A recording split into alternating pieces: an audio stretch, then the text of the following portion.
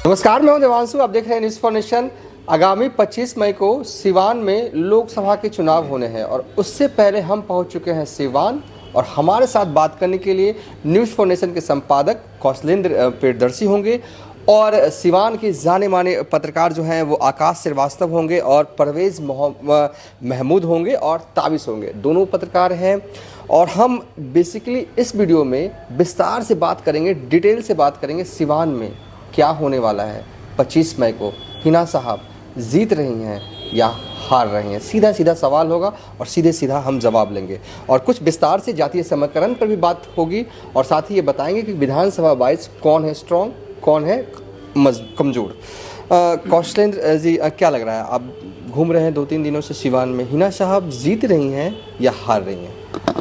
देखिए, जैसे बिहार में कई जगहों पर हम हिना साहब की बात करने से पहले थोड़ा सा इसके मतलब इस लोकसभा चुनाव में राजद के द्वारा चली गई चाल पर कहाँ खुद फंस रहा है राजद, इस पर आपको बता देते हैं कि जैसे पूर्णिया, पप्पू यादव को आगे बढ़ाकर पप्पू यादव कांग्रेस में शामिल होते हैं, फिर टिकट नहीं मिलता है, फिर वहाँ बीमा भारती खड़ी होती हैं, खेल रंग में भंग हो गया।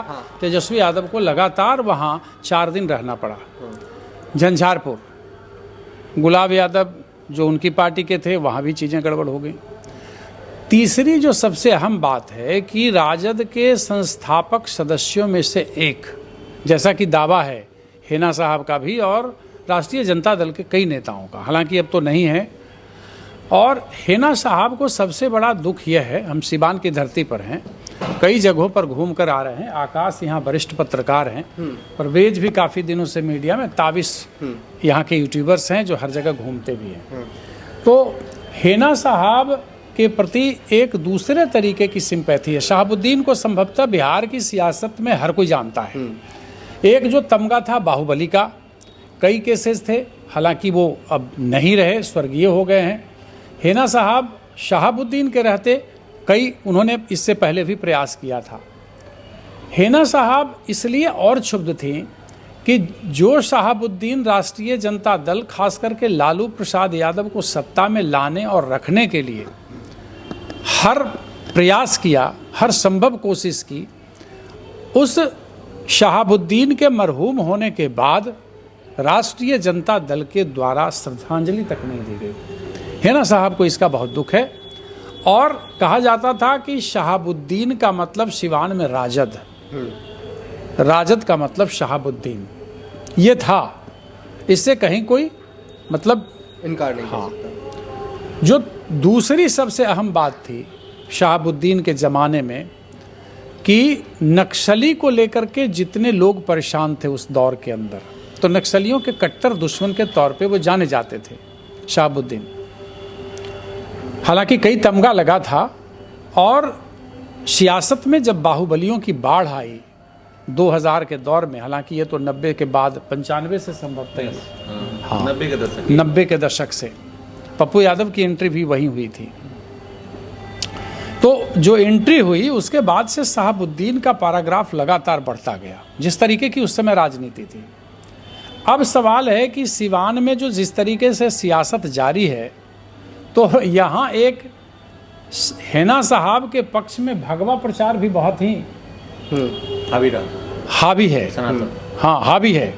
और हिना साहब से जब ये पत्रकारों ने पूछा कि ये आप तो भाई राष्ट्रीय जनता दल या जो एक अल्पसंख्यकों का कलर होता है जो शुरू से एक आया है और राष्ट्रीय जनता दल जो कलर का इस्तेमाल करते रहा है, हरा गमछा का, तो जब उनसे पूछा गया तो उन्होंने कहा कि मेरा कोई रंग नहीं, हम सारे रंग में रंगे हैं।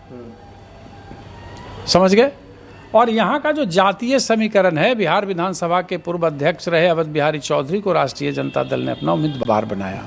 तेजस्वी जिस दिन सभा कर रहे थे, हिना साहब ने उसी दिन यहाँ नामांकन कर दिया। ठीक है, मुझे जैसा लगता है, आकाश ज़्यादा बताएंगे, कि उन्हें मनाने की कोशिश की गई, लेकिन हिना साहब को ऐसा महसूस हुआ कि जब हमारे पति के द्वारा लगातार राष्ट्रीय जनता दल को मजबूती प्रदान करने के लिए हर तरीके की कोशिश की गई, उसके बाद भी मुझे हमेशा लालू यादव एंड फैमिली ने दरकिनार किया। लालू और यह दर्द जो है यही दर्द आज हिना साहब को मैदान में कूदने को मजबूर किया है। इससे पहले भी हिना साहब राष्ट्रीय जनता दल के टिकट पे भी हिना साहब लड़ चुकी हैं, 3 बार लड़ चुकी हैं। तो इस बार जब सारी चीज़ें उन्हें लग रहा था कि हमारी सियासत जो है इस संकट के दौर में हमारे लिए संभावना बन रहा है, तो उस दौर में उन्हें लगा कि मुझसे लोग किनारा कर रहे हैं, तो अब उन्हें खड़ा होना पड़ा। और यहाँ जो तीसरा कोण बन रहा है, अच्छा सबसे इम्पोर्टेंट बात है ना कि रमेश कुशवाहा को खड़ा कर दिया, जिनका कोई इससे पहले लेना देना नहीं था, और अचानक कविता सिंह को डाउन करके टिकट काट करके और रमेश कुशवाहा की पत्नी को टिकट दे दिया गया। तो ये भी गुस्सा है लोगों के अंदर। तो त्रिकोण मामला है और यहाँ कांटे की टक्कर है। आकाश बताएं। कांटे की टक्कर, देखिए बीते 10-15 दिन में सिवान में खासकर लोकसभा क्षेत्र में बहुत कुछ हुआ है। पटना से मंत्री आती हैं, कैंप करती हैं, लेसी सिंह, चिराग पासवान जो हैं वो आखिरी दिन प्रचार करते हैं। बहुत कुछ मुझे लगता है इंटरनल तौर पर सिवान में हुआ है। आप सिवान को हमसे बेहतर समझते हैं, लेकिन सवाल पूछने से पहले जल्दी में आपको जातीय समीकरण एक बार दिखा देते हैं। सिवान में आखिर जातीय समीकरण है क्या? राजपूत जो है 2,21,000 के करीब है, ब्राह्मण 1,86,000 है, भूमियार 65,000 के करीब है, कायस्थ करीब आप मानिए 40,000 के करीब है, यादव जो है 2,42,000 है, कोयरी जो है 1,30,000 है, जिस समाज से विजय लक्ष्मी आती है, यानी कि एनडीए की उम्मीदवार आती हैं। कुर्मी जो है 75,000 है, मल्लाह 20,500 है, तेली 80,000 है, नोनिया 65,000 है, कनू 60,000 है, राजभर 25,000 है, और चमार जो है वो 1,46,000 है, दुसाद 50,000 और गौंड जो है वो 45,000 है, और मुस्लिम 3,25,000 के करीब है। ये हम मोटे तौर पर आंकड़ा आपको बता रहे हैं। ये आंकड़ा इसलिए बता रहे हैं ताकि आप समझें, क्योंकि बिहार में जब राजनीति होती है, जब सियासत होती है, जब चुनाव होते हैं, तो सब कुछ जातीय समीकरण होता है। मोदी नाम केवलम कितना भारी पड़ता है इस जातीय समीकरण पर, ये देखना होगा। सर सवाल यह है आपसे, क्या लग रहा है, सिवान में 3 दफ़ा चुनाव लड़ी, कहा जाता है, जो हमें जानकारी आप ही लोग ने दी है, आप है कि 3 बार इसलिए हारी कि आरजेडी जो या कहें कि आरजेडी का जो बेस वोट बैंक है यादव ने कभी हिना साहब को वोट नहीं दिया। इस बार तो वो भी नहीं टूटेगा, फिर हिना साहब जीतेंगे कैसे, या फिर सिंपैथी वोट उनको जिता देगा? देखिए बहुत बड़ा सवाल है और सवाल पे थोड़ा सा एनालिसिस भी होना चाहिए। इसमें मैं जो आकलन कर पाता हूँ सिवान का, उसमें ये है कि जो बयान आते हैं हिना साहब के कि पिछले बार जो 3 बार वो हारी, उनके अपने लोगों ने उन्हें हरा दिया। शहाबुद्दीन के नाम पर वो चुनाव लड़े जाते थे। शहाबुद्दीन धुरी रहे हैं सिवान की राजनीति के, या यूँ कहें कि बिहार में कहीं ना कहीं उनकी चर्चाएं होती रही हैं, चुनाव के समय में ज़्यादा ही होती रही हैं। मुसलमानों के नेता माने जाते हैं। सिवान मुस्लिम बहुलक क्षेत्र हो गया, लगातार बढ़ने लगा, लोग आने लगे, जुड़ने लगे, यहाँ पे धीरे धीरे बढ़ गया, बहुत ज़्यादा बढ़ा। तो जातीय समीकरण में अगर हम देखें तो मुसलमानों की संख्या सबसे ज़्यादा है, और इस बेस पर शहाबुद्दीन हमेशा से जब उन्होंने चुनाव लड़ा, शहाबुद्दीन अपने चुनावी कार्यकाल मतलब अपने राजनीतिक कार्यकाल में कभी हारे नहीं। उनकी पत्नी जब से चुनाव लड़ रही हैं लगातार 3 बार हारी, और 3 बार का जो गुस्सा लोगों का था, उनके जो निगेटिव पॉइंट थे, बदनाम करने वाली उनकी बदनाम पॉइंट जो थे, जैसे अपराध से जुड़ा होना, या मुसलमानों को ज़्यादा तहजीब देना, कान के हल्के होना, ये सब चीज़ें, बहुत सारी चीज़ें आई। लेकिन इस बार वो पॉइंट भी नहीं रहा विरोधियों के पास कि उस पॉइंट से वो लोग दुष्प्रचार करें, और इस चीज़ से लगातार बचती रही है। तो हिना साहब का सीधे तौर पे ये बयान था कि उनके अपने लोगों ने ही हराया, राजद से वो जुड़ी रहीं। उन्होंने कहा कि जिसको और जिस राजद को लेकर और जिस MY समीकरण जो सिवान में स्थापित हुआ, ये पूरे बिहार में लालू ने अपने मन से कई जगह से भजाया भी। MY समीकरण को एक भूरा बाल साफ करवाली भी नारा उन्होंने दिया था लालू प्रसाद यादव ने, ठीक है। उन्होंने कपड़े के ऊपर गंजी पहना कि बड़े कास्ट को लोगों को नीचे लेके चलेंगे। तो ये सब चीज़ें रहीं, और जिस परिस्थिति में जैसा कि सर ने बताया कि यहाँ पे भाकपा माले बहुत हावी था, सामंती जो लोग थे, जो सामंती लोग थे, उस पर नक्सली बहुत प्रभावी थे, ठीक है। उसमें हुआ क्या कि जितने भी पूंजीपति लोग थे, जो लोग जिनके पास प्रॉपर्टी ज़्यादा थी, धन ज़्यादा थे, उनकी ज़मीनों को पकड़ कर रखा था, और इस चीज़ से छुटकारा दिलवाया शहाबुद्दीन ने। और वही एक रीजन रहा, वही एक समय रहा जो 90 का दशक रहा कि लोगों को लगा कि अब मेरा मसीहा आ गया है, ये हमको नक्सलियों से जो प्रभाव हमारे पड़ रहे हैं, जो हमारी संपत्तियां हड़प ली गई हैं, उसको छुड़ा दिया जाएगा। और छूटा भी तो काफ़ी उन लोगों ने प्रयास किया, शहाबुद्दीन ने ये चीज़ों को प्रयास किया और वो लगातार विधानसभा जीते, उसके बाद लोकसभा जीते और लोगों के मन और दिलो जहन में हावी होते गए। लेकिन धीरे धीरे जैसे ही पावर बढ़ता गया, उनके नेगेटिव पॉइंट भी बाहर आने लगे। ठीक है, अपने आगे किसी को ना देखना, ये सब चीज़ें सामने रहीं। लेकिन अब शहाबुद्दीन फैक्टर नहीं है और हिना लगातार 3 बार से चुनाव हार रही हैं। तो इस बार जो महसूस किया जा रहा है और जो क्षेत्र में मूवमेंट बन रहे हैं कि लोग चाह रहे हैं कि अब शहाबुद्दीन तो रहे नहीं, तो क्यों नहीं इनको एक बार दिया जाए। क्योंकि उन्होंने अपने कार्य क्षेत्र में, शहाबुद्दीन ने अपने कार्य समय में जो उनका पीरियड रहा उसमें विकास भी कराया था। अपराध बढ़े, इससे नकारा नहीं जा सकता है, लेकिन विकास के जो व्यवस्थाएं रहीं वो बाकी के विगत के 15 सालों से काफ़ी ज़्यादा रही हैं। काफ़ी कम समय में उन्होंने काफ़ी विकास कराया था। जिस समय यहाँ लोग स्टेडियम का, मॉल का और बाकी चीज़ों का नाम नहीं जानते थे, उस समय वो सारी चीज़ें सामने आने लगी। यहाँ पे अच्छे सिनेमा हॉल्स की व्यवस्था करना, डॉक्टरों पे हावी रहना, गरीबों को ज़्यादा सहायता कराना, इन सब चीज़ों की, हॉस्पिटल में अच्छी व्यवस्थाएं कराना, शिक्षा के जगत में, तो इन सब चीज़ों का ध्यान उन्होंने रखा है। लेकिन परिस्थितियाँ सिर्फ एक ही जगह निगेटिव रही कि वो अपने सामने किसी को बढ़ना नहीं देना चाहते थे, जिसके चलते वो 3 बार हारी और तीनों बार लोगों ने अपना जहन में जो भी गुस्सा रहा उसको निकाल दिया। लेकिन इस बार लोगों के मूवमेंट में जो सामने चीज़ें आ रही हैं वो ये है कि नहीं, अब शहाबुद्दीन नहीं है और हिना साहब एक अच्छी लेडी हैं, पढ़ी लिखी महिला हैं। ठीक है, किसी के साथ उन्होंने बुरा नहीं किया है, तो ये एक मौका वो लोग चाहते हैं कि दें कि वो जीतें। तो हिना साहब इस लहजे से भारी पड़ रही हैं। दूसरा ये है कि जो टिकट इस बार एनडीए ने दिया है, ऐसे नॉन पॉलिटिकल व्यक्ति को दिया है जो आप लोगों ने भी देखा होगा, कई जगहों से मीडिया में भी आ रहा है, सोशल मीडिया पर वायरल हो कि पढ़ी लिखी नहीं है। उनके पति ने खुद एक बयान दिया था जब वो विधानसभा हार गए थे, जीरादेई से वो जदयू के टिकट पर चुनाव लड़े थे और चुनाव लड़े, उसके बाद से उन्होंने अपना कार्य क्षेत्र अच्छा से नहीं रखा, विकास नहीं किया, शायद इसी कारण उनका टिकट भी काट दिया गया, नीतीश जी ने काट दिया था, जिसके बाद से वो पार्टी छोड़ दी और उपेंद्र कुशवाहा के साथ जाके मिल गए। और उसी बीच उन्होंने बयान दिया था कि नीतीश जी को मैं धन्यवाद देता हूँ कि उन्होंने मुझे भगवाकरण होने से बचा लिया। पार्टी छोड़ रहे थे उस समय, भगवा के साथ नीतीश जी जुड़े हुए थे, मतलब बीजेपी के साथ जुड़े हुए थे। और इन्होंने कहा, ये भी कहा था कि मैं वामपंथी हूँ और मैं वामपंथी आंदोलन के गर्भ से निकला हुआ व्यक्ति हूँ। तो ये लगातार वायरल होता है। तो ये लोगों के दिमाग में था कि ये वामपंथी हैं और वो जो सवर्ण उस समय, तो उन लोग के दिमाग में भी है कि ये आएगा तो फिर व्यक्ति वो चीज़ें आ जाएंगी जो गांव में सुना मैंने।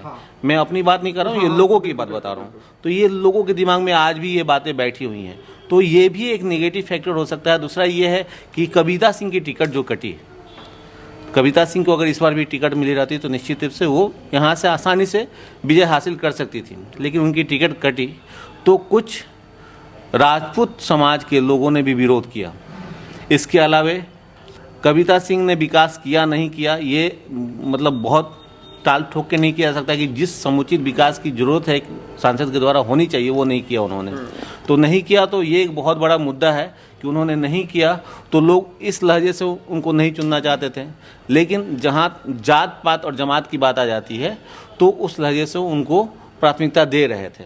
और सिवान में विकास के मुद्दे पर तो चुनाव हो ही नहीं रहा है, यहाँ जात पात और जमात की ही बात हो रही है। आज भी गेरुआ की बात हो रही है, आज भी चुनरी ओढ़ने की बात हो रही है, आज भी सिर्फ सनातन और धर्म की बात हो रही है, विकास की बात नहीं हो रही है। इसी जगह ये धरती है राजेंद्र बाबू की, उनका आज तक क्षेत्र विकास नहीं हुआ, आज तक पर्यटन स्थल नहीं बना, कोई वहाँ जानना नहीं चाहता है, जाना नहीं चाहता है। आप लोग आते तो सबसे पहले ये पूछते हैं कि राजेंद्र बाबू की धरती कहाँ है, हमको जाना है, मिलना है, देखना है, लेकिन ये कोई पूछता नहीं है क्योंकि इन लोगों ने साथ नहीं दिया।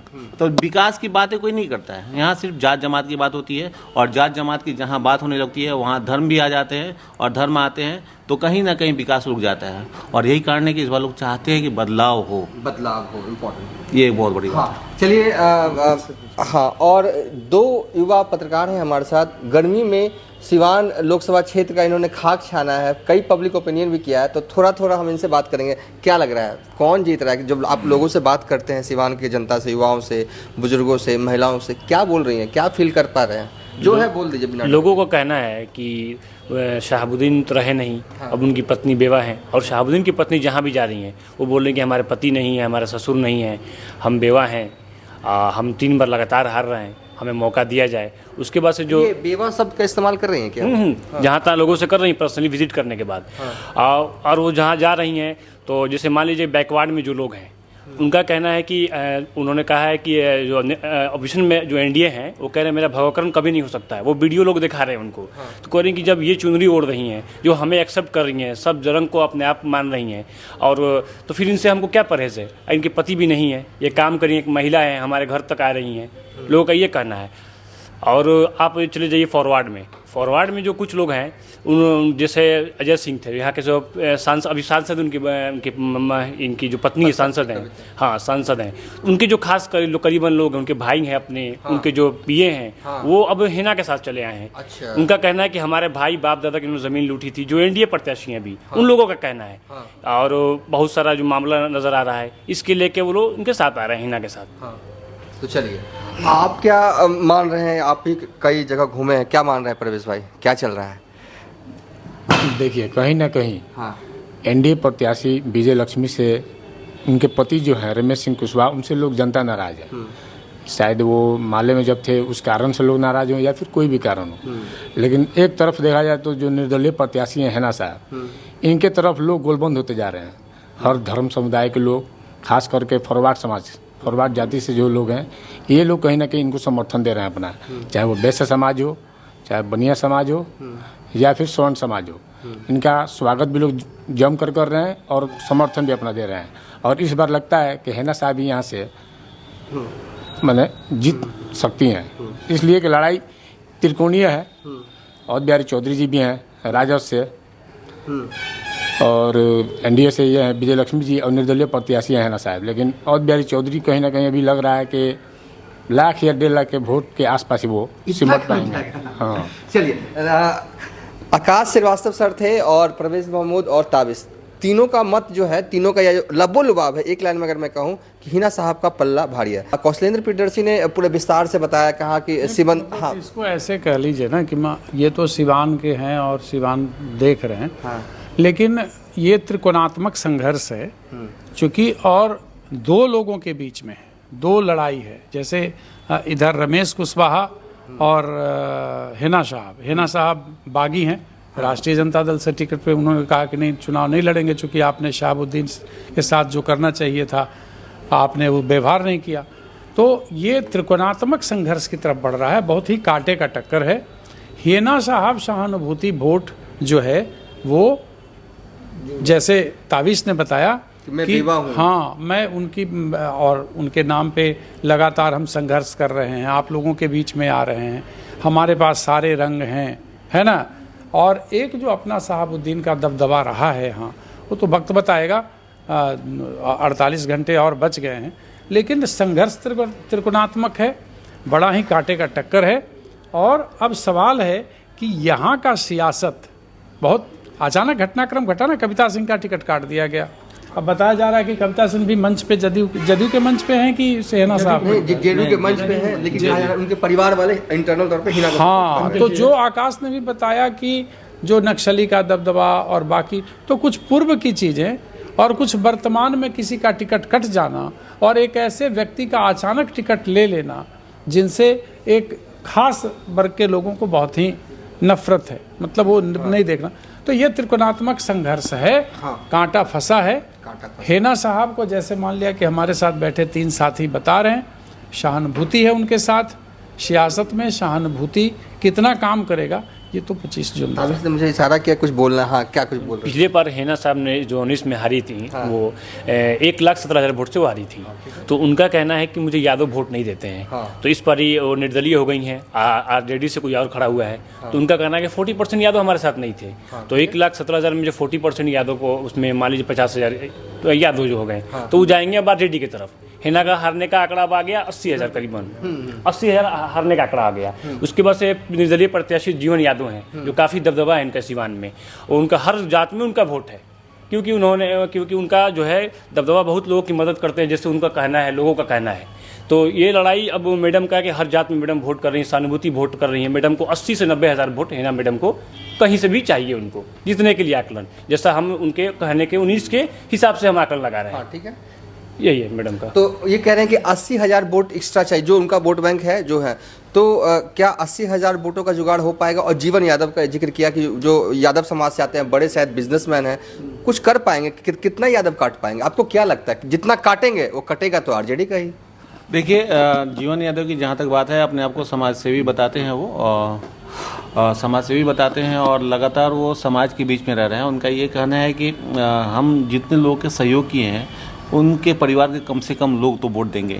20,000 लोगों को उन्होंने सहयोग किया, उनका ऑपरेशन करवाया, उनका इलाज करवाया वगैरह वगैरह। तो 20 अगर करके चलते हैं तो लगभग 60,000 के वोट उनके पास आते हैं, जो हमारे अपने आकलन है। 60,000 वोट अगर आते हैं तो वो कहीं ना कहीं राजद को नुकसान पहुंचाएंगे। वो 60,000 जो वोट होते हैं वो निश्चित रूप से राजद को ही नुकसान पहुंचाएंगे, क्योंकि वो यादव लोग के वोट हैं। और वो अभी हाल ही में अपने प्रत्याशी को खड़ा करके सिवान नगर परिषद क्षेत्र से विजयी बनवाया है और उसमें पूरी भूमिका जीवन यादव की थी। तो बनिया वर्ग भी काफ़ी सजग है कि कहीं ना कहीं बनिया वर्ग के लोग काटेंगे। जो एनडीए का एक्चुअल वोट होता है, वो जो बनिया वर्ग लोग होते हैं, तो हो सकता है कि बनिया वर्ग भी काटें। तो ये चीज़ें हो सकती हैं। तो हो सकता है कि बनिया वर्ग का भी कुछ वोट जाएगा उनके पास। तो 70-80 हज़ार वोट तो वो काट रहे हैं निश्चित। अच्छा, चलिए, वोट काट रहे हैं जीवन यादव। ये हमने विस्तार से कहा कि जो है वो चर्चा किया सिवान लोकसभा क्षेत्र में क्या होने वाला है 25 मई को। लोग जो है यहाँ के जनता जनार्दन जो है वो हिना साहब को वोट करेंगे या फिर एनडीए के उम्मीदवार विजय लक्ष्मी को वोट करेंगे, ये देखना जो है वो दिलचस्प होगा। और नतीजे तो 4 जून को आएंगे। लेकिन सिवान लोकसभा क्षेत्र के समंदर में हम पूरे अंदर तक गए, एक एक बात का जो है वो जिक्र किया, विस्तार से जिक्र किया। और लब्बो लुबाब तो अगर मैं फाइनल कमेंट कहूँ, थोड़ा सा ही सही पल्ला भारी दिखता है और कांटे की टक्कर भी हो गई। कोई भी जीतेगा 5-10 हज़ार से ही जीतना है। चलिए, सर ने भी कह दिया हाँ। और